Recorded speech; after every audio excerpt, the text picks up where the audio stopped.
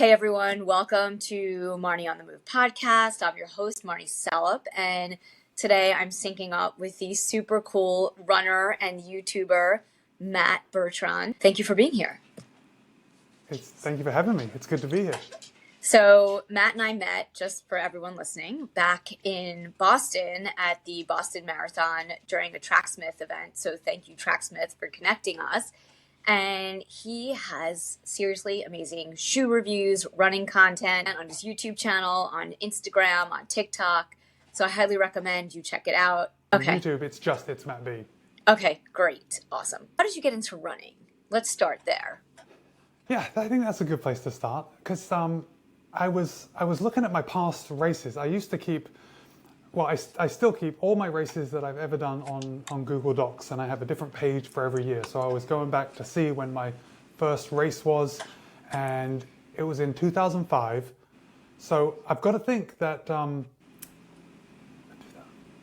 it was in 2005. And I've got to think that I was running for a little bit before I did my first 5K.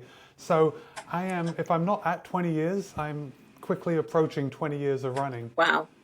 So yeah, it's been a minute. Running and racing. Yes, yeah. So my first race was a 5K on Siesta Beach down here in Florida, and it was just a summer beach race, and it's a lot of fun. Everyone goes out, and a lot of people run in bare feet, and it's in the middle of summer, so it's just a lot of fun, and you can always jump in the Gulf right after, and it's nice and warm. It's a good race for beginners and people that race a lot. And how did you get into the sport of running? Like, was there something that led you down that path? Well, so growing up, I wasn't a runner, I wouldn't say, but I grew up just being very active, and I loved mountain biking and just going out, and occasionally I'd go out for a run, and my dad would also run a little bit, so that kind of, I had that influence growing up. And then around 2004, I guess, when I started, I just felt like I needed to kind of get in shape just a little bit. So I started running, and at that time my parents lived close by to me, so I would run with my dad, and my first race was just a 5K, and I wasn't running too much further than that on my normal runs, and it wasn't a daily thing. It might have been a couple times a week. You know how people get started, and it just snowballs from there. Right. So yeah, I started doing 5Ks and then a 10K, but very quickly after I started, I thought triathlon was just so much cooler, and why do one sport when I can do three? So the start of my running was actually the start of my triathlon career. Right. And it kind of went hand in hand. So I never thought of myself as a runner in the beginning. I was a triathlete, Right. The running was just part of it. So I've got to run to train, but I'm also on the bike, and I'm also in the pool and in the Gulf swimming.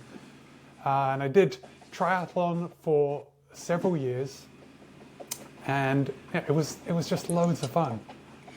And then, let's see, so then I'm trying to get my dates right for you, but then I met my wife in 2007. And we met at a half marathon, and she kicked my butt.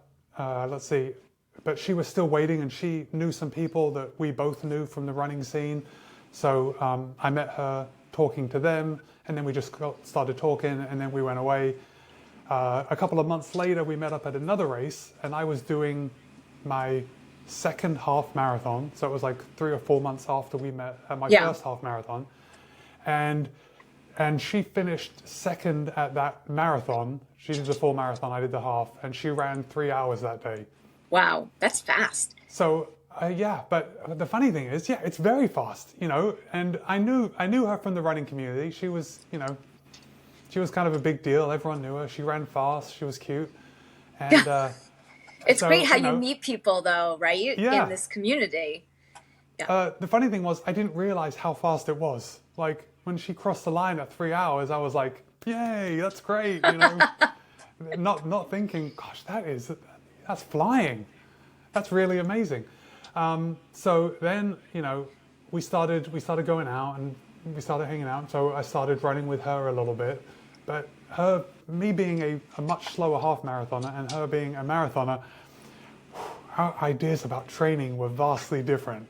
Like she Right. was putting in the volume. Right. And I was still doing triathlon at the time, and I haven't done an Ironman. So I've done a couple of half Ironman races, Right. but there are a lot of sprint and Olympic distance triathlons around here. They're much smaller, they're much easier to put on, so they're put on a lot more. Yeah. And I was still doing that, and then you know, with her being such a good runner, I thought, oh, I need to focus a little more on my running. The competition So was on. yeah, yeah. And, you know, she could thrash me at every distance, you know, for a long time. And I just decided to gradually switch over to just more focusing on my running. And, you know, there are a lot of reasons for that.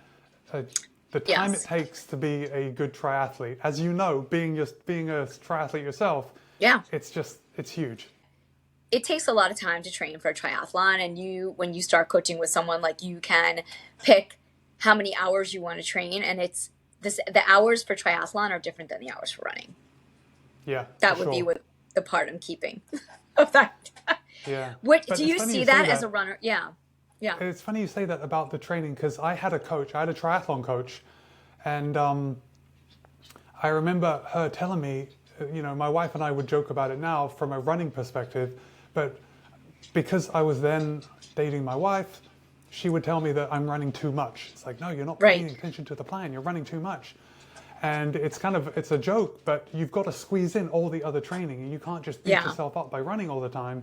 You Yeah. have to, you know, have that energy to go for an hours long bike ride, and then swimming just always takes it out of me. Yeah. Well, and I think one of the things, I think, just, comparing triathlon training to marathon training, because now that I've done one marathon, but I know you've done many. So I think that having the multiple sports is great for your body, because when you start to run repetitively every day and you don't have anything else that you're doing, it takes its toll on your body. Yeah, it can beat you up. So how many marathons have you done thus far? I'm sure you've done a lot. Yeah, I've done a few. I think it might be 51 or 52 marathons, and then I've done 7 or 8 ultras on top of that. Okay. So what do you love about the marathon distance? Yeah, that's a good question, because it's a question I ask myself often. Like every time I sign up for it, and I'm training for one, and it's difficult to come up with it. Because so right now I'm kind of in my peak weeks. I'm thinking about doing a marathon in a couple weeks, and I'm probably going to do it. But I'm in that peak training time where nothing's easy and everything's just kind of more difficult, and that training volume is kind of getting on top of you. Yeah. But next week I'll be tapering, and then everything will be golden, and I'm going to have more time to do everything. And the taper time is a real treat. And when it works out well, you just get to the race feeling fresh. But that's not what I love about the marathon. I think the marathon is just, I love the strategy. I love all the training that has to go into it, because you can't just roll out of bed and run a marathon. I mean, Right. you can, but you can't run it at You your can. potential. But probably someone who hasn't done 51 marathons can. Well, yeah. Well, yeah, if you're just covering the distance, I do think that most anyone can probably do it. If there's a lot Yeah. of walking, then you run for a little bit.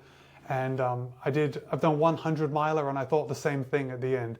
It was ridiculously difficult, but it's mental more than physical, because you can Yeah. there's a lot of walking involved, especially in a 100-mile race. But I think I'll never admit it at the time, but I like that pushing yourself to the extreme.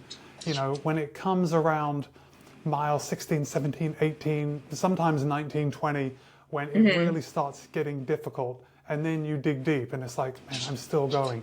And yes, this hurts, but I'm able to do hard things. I'm able to push through and ultimately achieve your goal. And also, I'm not talking just about time goals, because my last couple marathons, I haven't met my A goal. And yet I've run good races because I've given it everything I could. And Right. there is something so satisfying in that it surprises me every time. It's just, when you give it your best, it's very satisfying, and you just feel good about it. So Yeah. I hope people aren't beating themselves up because they're not running a time that they set for themselves, I mean, and so many things can happen, right? Like, it's good to have a goal. And this is life, right? It's good to have big goals. And it's also You got to important have to a have goal. like the incremental goals. And Yeah, sometimes set goals that are just crazy to you, right? Because at least there'll be some basic goal that you achieve in the process. Like exactly. you're Now, saying, when I you say I know, haven't met my goal, I've always set goals. yeah, So it's that whole thing like there's a cliche saying that I can't think about it. Something about shooting for the moon, and even if you miss, you'll be among the yeah, stars. So there's something about that, and that's the thought between an A, B, and C goal. And then I've had some comments on my videos like, well, I don't make a B or C goal because I don't care about that. I'm making an A goal. I am going to focus on that, and if I have a B or a C goal, then that'll give me something I can fall back to, and I don't want to fall back into a B goal. right. That doesn't really work for me. I like having that backup goal. So if it doesn't go to plan, there's still a sense of achievement. But ultimately, it doesn't matter because I'm going to run as fast as I can on the day, and yeah, that's what I like about it. So where do you like what's your like sort of sweet spot in your training? Like where do you click in? Like at what point of your training? Like as I'm training for a marathon now, I mean I don't even feel like I'm training. So what do you Yeah. mean? Like as I far as mean like in terms distance like and time?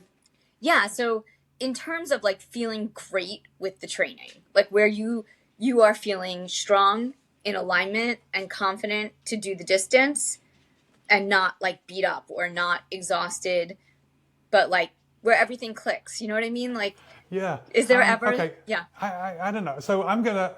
This isn't the most positive thing, but for me, running leaves me pretty tired and a general feeling of being sore and beat up for an entire training cycle. Okay. So there are definitely days like after a day off, or I get the feeling after I do speed work or after I do a tempo work. I feel really good after I do those runs. Okay. But the general bread and butter runs where I'm just going out and I'm going out for easy miles, they are surprisingly difficult. And I can still Okay. come back and my legs are sore and I'm kind of stretching out all day and I have tight hips and hip flexors and, quads are sore. And I think you've got to get over that feeling because that will set you back. And just because you're a little sore doesn't mean you are not like primed and ready to go. Yeah, that makes sense. And that is exactly kind of what I was looking to hear because, as someone who I've done all these triathlons, but I haven't done a ton of marathons. And I'm like, when is this going to get better? Because I do feel like, the longer runs that I'm doing, like I haven't really done, I mean, I've run like 13 miles. That's not a lot, honestly. Like, I don't feel like it's But a you've got lot. I plenty of just feel time. like, yeah, Your next race is Paris, so you've got plenty of time to build that up in a safe way. And you're going to knock out a 20-mile run. You don't have to go that far, right. but you probably do a 20-mile run before Paris, and you've got Yeah, time no, for that. I will. I have so I'm sure that there are a lot of people listening that are marathoners. I know that a lot of my listeners are runners. So I feel like people can relate to what you're saying in terms of the training and to what I'm saying also because it's like, this like even today I have a long run. I kind of moved it from yesterday because it was 24-mile-an-hour winds. So I've changed my whole training schedule. Like it's awful, but I'm Yeah, I fine did because the I same know thing. you did. I ran my Okay. long run before this that I put off from Sunday. Okay, so it's totally cool to put your long run off by a day Yeah, it's here not, and not there. look, Like unless I'm we so are elite strict to this. athletes, Yeah, I don't see a problem in mixing things up. It's not going to make a difference. We've got lives we have to attend to. There's jobs. There's everything else. So yeah, putting it off for a different day is totally fine. And you may have to like after your long run, you might not feel like doing speed work the next day. You might need a right, little bit of recovery. So it might be switching an off day to the day after your long run. right. But yeah, we have to do what works for us. I mean, you've I been have to doing this remind a long myself it's time. supposed to be Yeah, fun. yeah. And I'm asking because like you obviously have a ton of experience doing marathons. So what are your goals these days? Like, is it vary per race or? My goal is it's difficult because I find myself getting less goal oriented as I get older. Okay, I'm not going to run a PB anymore. My my my PR in the marathon is 2:51:58, but okay, I did that 10 years ago when I was in my mid 30s. okay. And that's I can't compete with my much younger self after I've had that much training. Maybe there's some people when you start I think I read something sometime that when you start, you have like a decade of improvement. And it doesn't matter Right. when you start, but you can improve for a decade. So, yeah, I try and evaluate my training and make my goals around what I think is doable. And I will usually make my goals just a little more aggressive than that. So I've got something to chase. Because at least when I was younger, I used to run races and I would surprise myself with how much faster I thought I could, how much faster I'm running than I thought I actually could. Or I'm not feeling that good, but I can still hold on to a pace for a long time.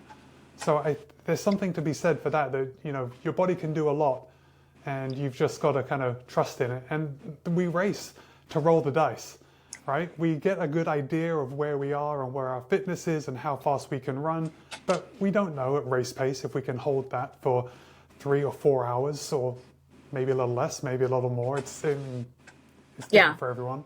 And also So I like think the you really have weather, to like so many things come into play when you're racing, right? Like the weather, the way you're feeling that day, like all these things, Yeah, and adrenaline. So you can yeah, of actually be course. faster on race day than you might have been.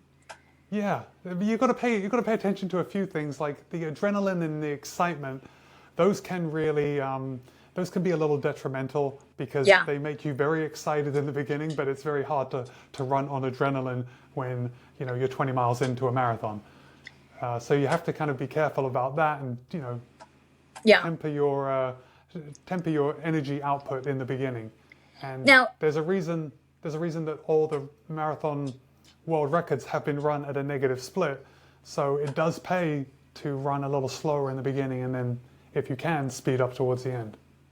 so are there a couple tips that you have for marathoners since you've done 51 marathons um, that are like the same through and through? Like you just said, like that sounds like one of them, right? Like doing it as a negative split, like paying attention to your adrenaline and energy in the beginning and not to go out too hard. Yeah, I think that's something that takes practice, and I've been caught out very recently with like being too excited or paying too close attention to the numbers. So let's see, a race a couple of years ago, my Stride foot pod was telling me that I could run something like 255. I don't remember the number, so I was like excited, like, oh wow, my Stride, this thing goes with me everywhere. It's going to know Yeah. how fast I can run.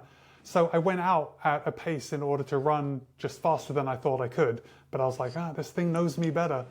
And it turns out it didn't. There were a lot of hills. Those caught me out when I'm running too fast in the beginning and it's downhill and then it's uphill, but I'm trying to hold this pace that the Stride is telling me to. Yeah. So yeah, that came back to bite me. That was a good learning experience. And at that point, I'd probably run, 48 marathons. But you just So had like suddenly decided to listen to the data and not pay attention to how you feel. yeah, so you have to take it with a pinch of salt because it's not, we know what we can do.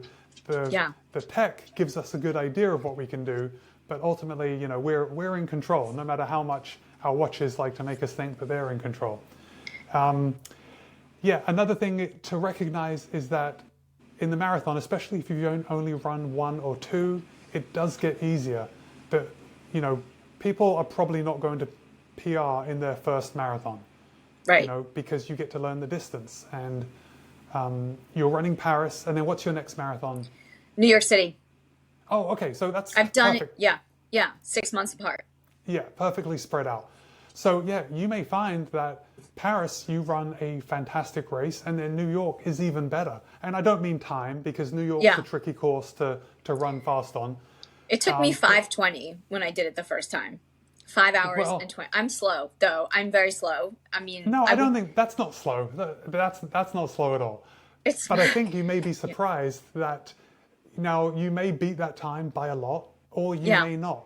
But Yeah. what I'll guarantee, my guarantee is worth nothing, so don't, put any stock in it. It's But I will fine. guarantee that you will feel better at the end of the New York City Marathon 2024 than you did during your first one. And that's Oh yeah. because you know the course, you know what feelings are to be expected, you know that pain that your body's going to be going through, and that really counts for a lot. You know you can do it. It's not like, Yeah. not the first time. What are some of your favorite marathons that you've done, and what is on your bucket list?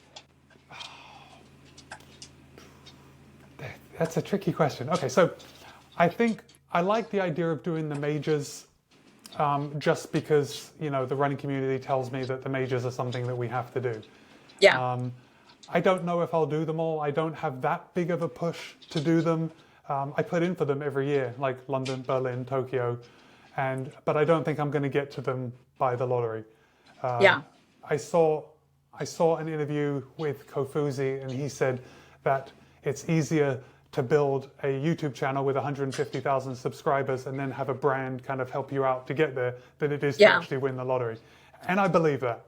I believe it. So I never get in.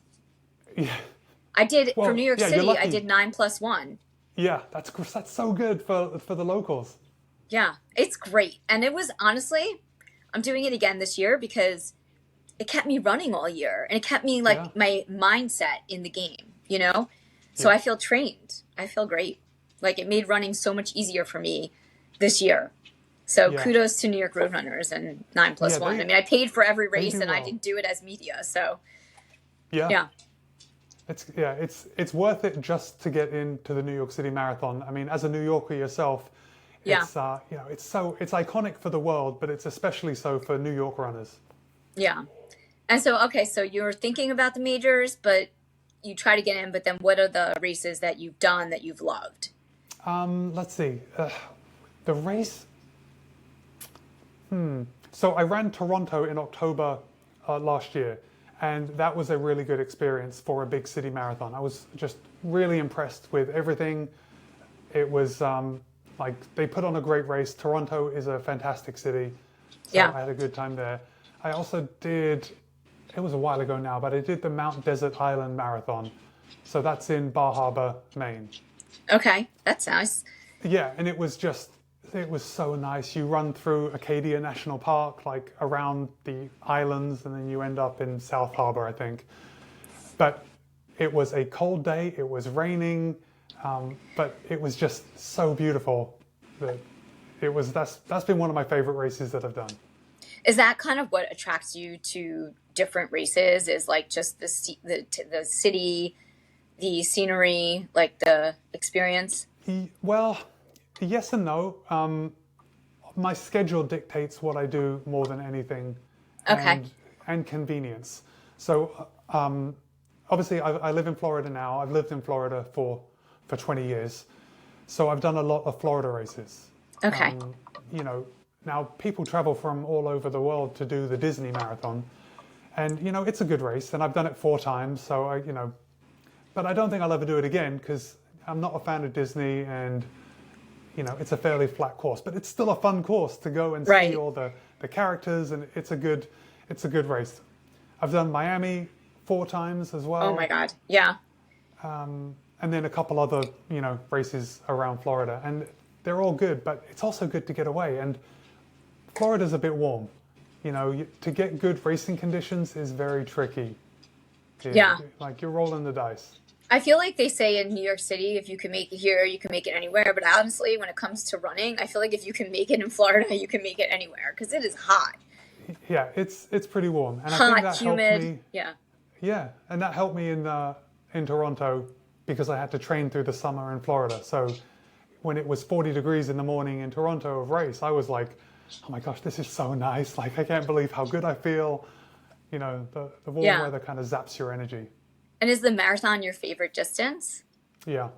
Yeah. Yep. And now, no doubt. No doubt.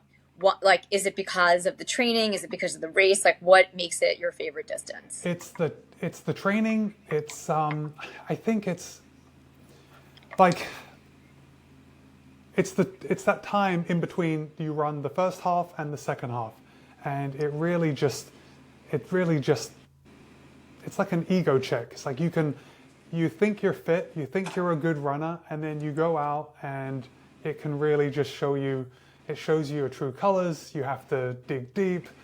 It's, no one runs a marathon that's easy. Right. Or it's never easy to run a marathon at your best when you're actually giving it your best effort. And I just love that feeling of accomplishment that comes with that. And now, do you take a lot of these lessons from running into like your everyday life? Yeah, so it's that's a good question, Marni. because I started running. Now, when I was younger, I wasn't very academically focused, let's say. You know, I was just a goofball. I wanted to leave school as soon as possible and just go traveling. But eventually I kind of got an idea like, oh, I need to go back to school. And I do credit running with that, because it gives you the mindset of I've just got to sit down and do it. And even if it's uncomfortable, I could just have to push through. Mm-hmm. So it's a funny thing. I mean, it's not just running. I mean, I had a wife that was encouraging me. I had the time to do it. But I did think that if I wasn't a runner, or a long distance runner, I should say, where I would go out and I could be not bored, but I generally don't listen to music on my runs. So mm-hmm. I'm present with my thoughts.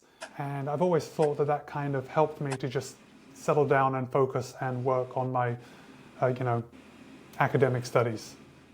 That's amazing. I mean, I feel like I always say like endurance sports, like for me as an entrepreneur and someone who's like running, multiple businesses, it helps keep me focused, and, it gives you a tangible way to understand the idea of goal setting and achieving, right? Because things that you set in work and in life, like they don't always happen no matter what work you do. But a lot of running and triathlon, I feel like if you train and you do the work, you can get pretty close to the goals. So, and you're in charge. Agreed. I mean, maybe the weather is a factor, but you're pretty much in charge. So I like having that as kind of like a metaphor for, when you go back to your desk or whatever your job is, right? Your day to day. It's like sometimes, and I've been saying this a lot lately, is that I feel like I'm in mile 20 of the marathon, like with my brand sometimes, right? Like it's hard. You've done the work and you've got 6.2 more miles to go, and you got to just like hang in there and keep going. And that 6.2 miles could be like 5 more years, but but that's like that. I use that a lot. And I have only done one marathon, but I know how it feels. It's like you're there, but you're not. You've also done some long triathlons, so 70.3. You might have done one marathon, but you've been out on the course for many hours at a time. Yes, unfortunately, 7 at least. But it's like, so speaking of marathons and running and all of your years of experience, I mean, you must have a lot of different shoes that you have run in over the years, and this is kind of your YouTube channel. I mean, this is one of the major components, right? And you also offer running tips and advice and talk about races that you've done. And so talk to me about, let's do like maybe shoes by the I don't know how we can do it. Shoes by the decade, or some of your favorite shoes over the years. Yeah. That's pretty easy for me. So let's, my YouTube channel is, I guess my main focus is running shoe reviews. That's what I enjoy. I don't know, now I just said it. I don't know if I do enjoy that the most. I think what I enjoy the most is making these race day vlogs when I'm actually running in a race and it's difficult and I'm trying to convey how I'm feeling, at mile 20 of a marathon while holding a camera while I'm running. Right. That is very satisfying as well. But I do like shoe reviews, and I like running shoes. And, the YouTube channel kind of helps me to be able to do that and kind of scratch that itch for just creating something. And I also get to run in a lot of running shoes, which is a lot of fun. Yeah. But through the years, because I started this YouTube channel 5 years ago, January of 2019, before that, I wasn't as focused as I am now on what I put on my feet. So I think most of my marathons prior to that time were run in the very beginning. It was going to be the Nike Pegasus. Then I found, why can't I think of the name? But it was another Nike shoe. Yeah, but I don't have them. I don't even have them. I'm looking over my shoe wall here. When I'm looking this way, that's what I'm looking at to give me inspiration. But yeah, so I ran in the Pegasus for a lot of marathons, and I wasn't tracking everything very closely back then. So I don't even think I was on Strava. Like when I was running my my fastest marathons, I don't think I was even on Strava. So I don't have a record of what shoes I was using for those races. But I think I was running those races in a Pegasus, which today is it's a daily trainer. And I wouldn't dream of running a marathon in a daily trainer when I Right. have so many other options that are potentially faster. And then in 2017, that was with the release of the Vaporfly, or the 4%. It was the original Vaporfly that came out. Okay. And I bought a pair of those, and it blew me away. Wow. And I thought it really changed the game for me, as far as being able to run and not be tired at the end of a race. And then luckily we've had a lot of years since then that all the other companies have been able to jump on board, and now there are so many good fast running shoes. Yeah. I mean, I feel like this proliferation of like variety within each brand and all the different kinds of running shoes for all different styles of runners has really blown up in the last 5 years. Like, I think it started like right when you said like 2019. I feel like everybody during the pandemic got into running in a new way. Also, people got on Strava because of social media and just kind of like being in the running community together, and everyone started becoming Instagram and TikTok runners. And I think there was just like a huge movement in the world of running, like another kind of like movement than like the prior years. And now there are so many great shoes. So, what are your daily trainers, and like, what are your sort of like race day shoes? And I know that do you change every marathon, or are you wearing the same shoes? Like, what do you? Well, it depends. So for the last couple of years, since my focus of my channel has been on running shoes, I am usually choosing a pair of shoes that I haven't run a marathon in before. Okay. Or if I have a race day shoe that is in for testing, I am probably going to use that. And that generally dictates what shoe I run in on any given day, is what shoe I have in for testing at the moment. And sometimes it's tricky because I have a lot of shoes in. Like right now, I don't have any shoes in for testing. It's been a very slow couple of months for me. So this morning I did a 20 miler in the Nimbus 26. Okay. And that's a nice max cushion, just very comfortable shoe. And I've already reviewed it, so I didn't have to worry about bringing the camera with me or right. So you just got to do your run. I just got to go out and do the run. And then my next marathon, there's a new shoe coming out. At the timing of this filming, we are under embargo, so we can't talk about it. But yeah, I'll be running that marathon in that new shoe. Okay. And then my next race is Boston.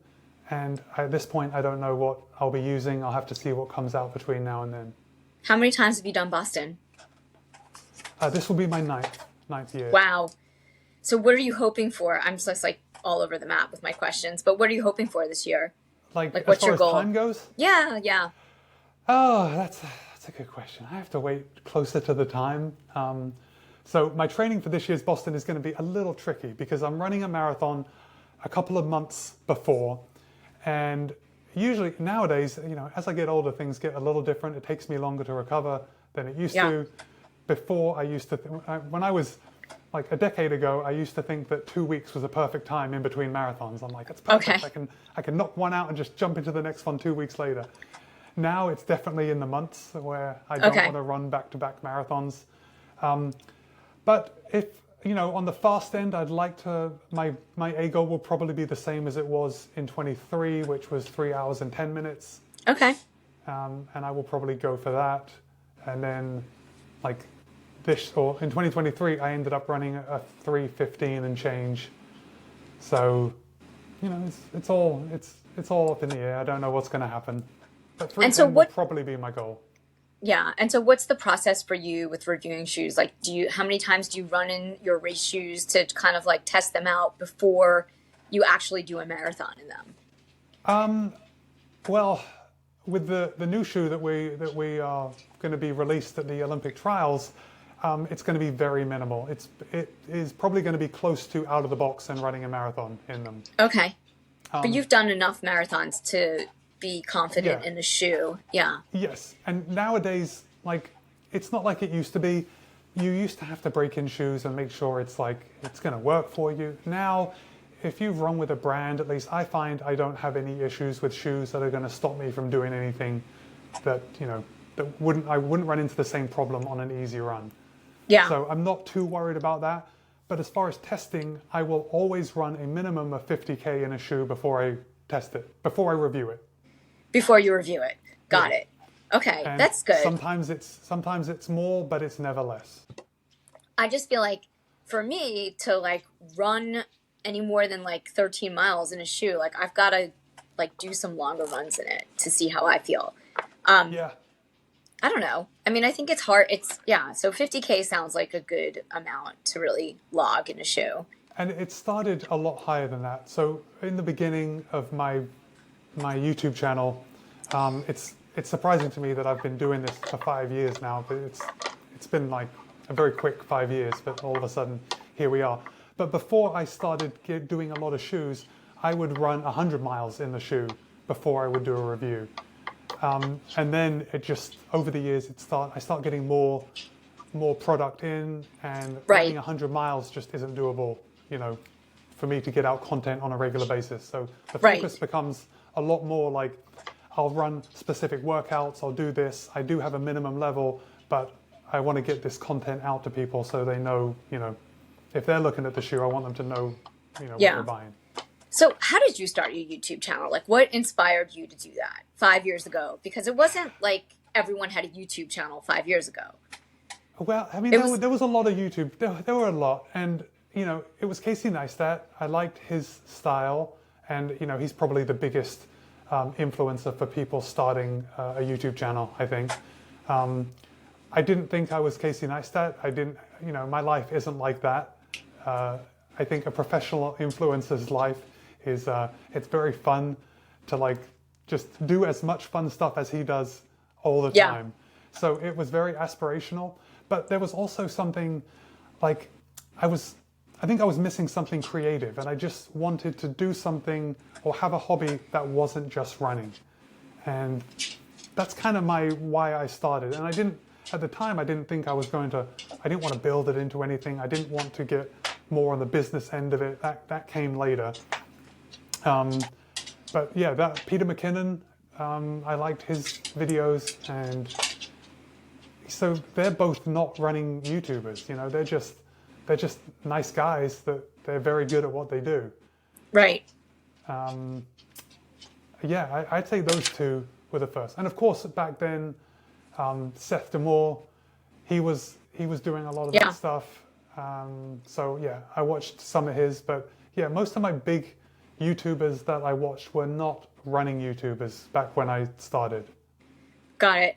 And so what are some like lessons that you've learned along the way? Because I mean, you're obviously, you went from starting a YouTube channel to now being, invited by some of the top brands in running to come to events, to review shoes, to talk about different training programs. So yeah, talk to me a little bit about like what you've learned along the way. Yeah, so that's this is I really enjoy talking about this. Like, but so I was thinking about it before our conversation, Marni, about Yeah. like how I am in my life, and like I'm a baby in the YouTube world compared to the running world. So I've been running for 20 years. So I'm an adult and I understand how the whole running things work, and I understand how I feel about running. And running doesn't bother me at all. I don't look at other people and think, oh, I wish I could be like them. You know, they're running faster Right. than me. And I have no problem not comparing myself to others in running, because it's an individual thing and I know that I'm going to do me. On YouTube, on the other hand, especially in our the space that we're in and some of our friends are in, Yeah. it's still difficult for me not to compare myself to them, even though I know it's totally wrong for me to do so, and it means nothing. Deep down, there is room for all of us. Yeah. But like everyone, I think we always look at that next step up. So I'm not comparing myself with the YouTubers that have, that are just getting started, and they could be much better than me. A lot of them are. Right. But I'm not comparing myself with that, because they're not where I want to be. I'm comparing myself to the guys and women where I want to be. Right. And And that can be hard. Yeah, it can be hard. But the thing is that it's the goalposts are moving. No matter how big I get, there is always Yeah. going to be someone that's doing better than me, or maybe not, but I'm going to think they're doing better than me. So it's actually a really good lesson to check my ego, to check my expectations, and I like it and I don't like it at the same time. I like it because I know that I'm able to recognize it, and I don't like it because, who wants to compare themselves to others? It's horrible. Yeah, it's stressful. I mean, and I think, one of the things I'm hearing, because I'm on both sides of this conversation, right? Like, brands will reach out to me because of my background in marketing and PR and ask me who I would recommend as running influencers or triathlon influencers or wellness influencers to come to an event. And then I'm also like wanting to be asked by Yeah, not you are people the that I work with. influencer I'm also. both. Yeah, So, like, and this recently came up, and I was thinking, like, how amazing is it that I can invite like all of my influencer friends to come to something, and I have the perspective like you, like, it's not about um, one person or the other person. It's about all the different visions and views and perspectives that all the people collectively can bring together to the yeah, table. And so, maybe you have a certain perspective, right? I have a certain perspective. Like, our mutual friend Carlith has a certain perspective. yeah, And all the other YouTubers or influencers or podcasters, like all whatever that expression is, like all boats raise all tides or whatever. Like yeah, it's yeah, good to it's good to have a mix of people, and brands have plenty of room to they want people to make noise on about their events, so, or about their shoes or about whatever. So I think, like you said, like, of course we all do that, like every day. I try not to go on social because if I see something by someone that's like a competitor, it causes stress because I have my own agenda and I just have to yeah. remember to like take it down a notch. And I do think that, with running also, like, everyone is so different and everyone has their own story and you never know what's going on behind the scenes. So, Yeah, my experience, as you said, is going to be a little different, and that's important for people watching the videos to keep in mind, because my wear pattern might be different, or the shoes might wear down more for me than they do for another person, or better yet, something that I find soft may be firmer if you're substantially lighter. right. It could be my weight that's making a shoe feel soft to me. So yeah, it's when it comes down to it, that's another reason why I think there's room for everyone in the space, because everyone is going to give just that little different. I mean, we're all going to give the same stats. All the shoes are basically Yeah. the same, and we Those all are talk about the facts. same stuff. Yeah. It's our individual experience that I think maybe people are tuning in for, or Yeah. maybe people just like the personality of one person over another, which I think is totally valid too.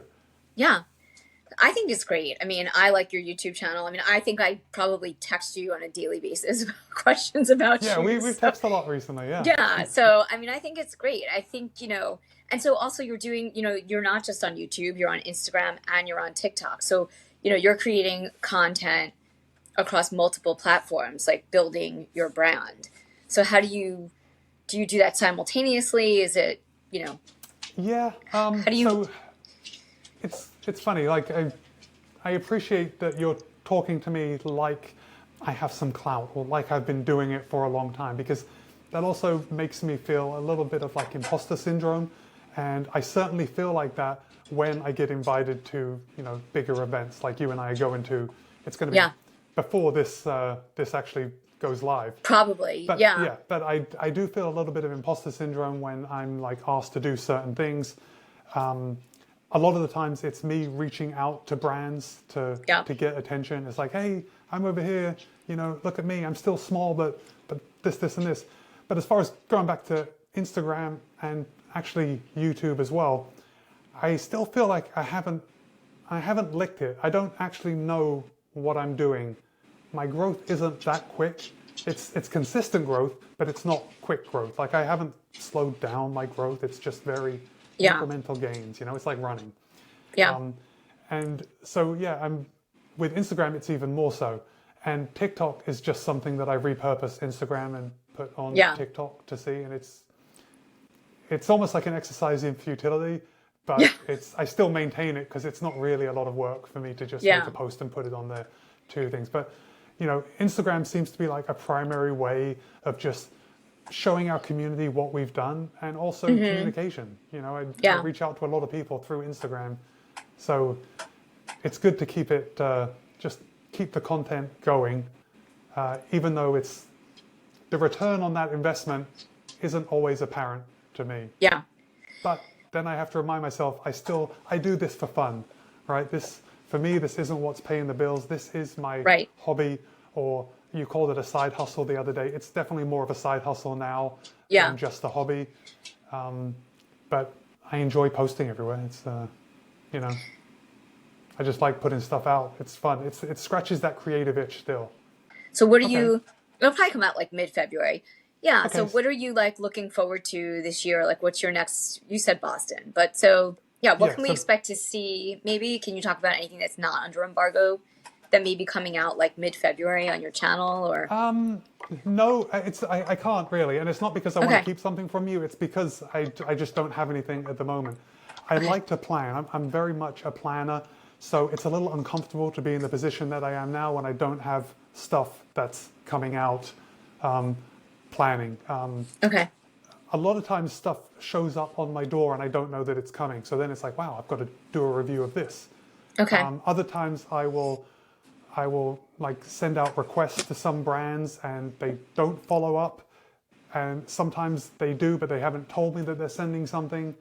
Right. So yeah, right now I have no idea. So after the trials, I'm pretty much sure that I'm going to run a marathon. So I will have that video coming out in the middle of February. We're going to have the content from the trials event that we've got. Let's see, I just did a review of the Mizuno Wave Rebellion Pro Right. 2. So if there are any more super shoes that I get, there'll be comparison videos with the Wave Rebellion Pro 2. We're in a big super shoe time right now. I haven't got most of them at the moment, but I imagine them to trickle in over the next couple months. So I'm really looking forward to that. This has been awesome. Matt, thanks for hopping on. I think, best of luck to you with your YouTube Thank you. channel and growing your brand. And I think just keep going because there's someone out there for everyone. Like every YouTuber, there's so much value to runners in the community and finding the right shoe is not easy and just understanding marathoning and racing and all those things, the more information that everyday runners have, the better. Yeah, I think so. Hey, I really appreciate your time and having me on the podcast. I love your podcast. I love listening to all the people you have on, and now I'm one of them. So it's a big ego boost for me. Well, thank you. And let's do this. 2024, Matt. All right, let's do it. All right, awesome. This was great. I'm going to hit the stop button.